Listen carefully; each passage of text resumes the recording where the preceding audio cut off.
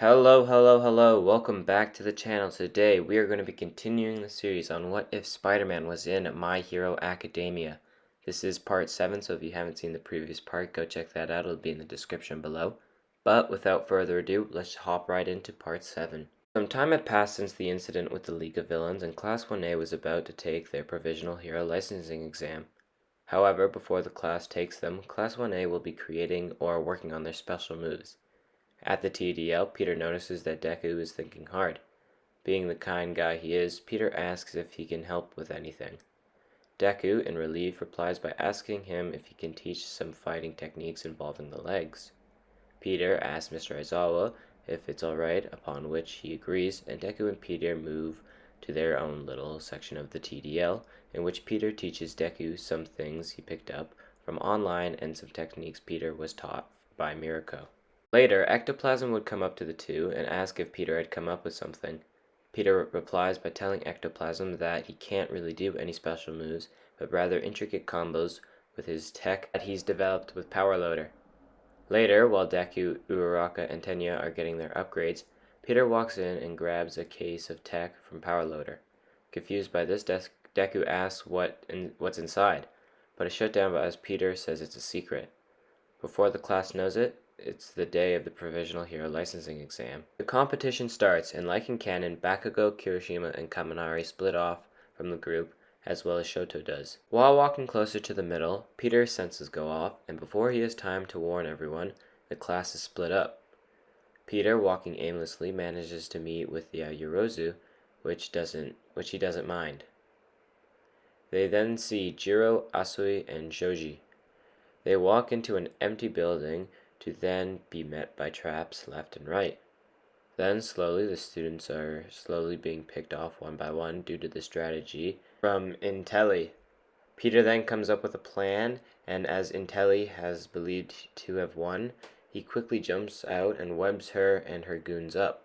The Class 1A students light up all of their targets, and before leaving, Peter tells them that the web should wear off in about 3 hours in a gloating way, which makes Intelli angry. Students of Class 1A walk to the waiting room and await the next round. Not before long, more students from UA are coming in. Deku and Uraraka manage to make it through, along with Bakugo, Kirishima, and Kaminari. Then, later, before the test is about to end, the rest of the Class 1A is able to come through. After everyone arrives and talks amongst one another about their hardships they have went through, the second round starts. After hearing the rules, Peter whips out one of his new gadgets, which Deku freaks out about. This device allows Peter to see infrared images from his drone. Peter calls it his spider drones, which nobody seems to appreciate. Peter sends it off, and not before long, Class 1A begins cleaning up the competition. As Peter brings an old woman to the safe zone, his senses begin to go off like crazy. He warns the heroes nearby, but out of nowhere, Gang Orca and his minions begin rampaging the area. Peter, doing his best to slow them down, uses his new gadget to stop them with his web bombs and impact webbing. As he begins widening the gap between the civilians and the villains, Peter's senses go off again, and as he jumps out of the way, Gang Orca's fists come flying down. Thanks to Mirko's training, though, Peter manages to slip through every single attack Gang Orca throws Peter's way.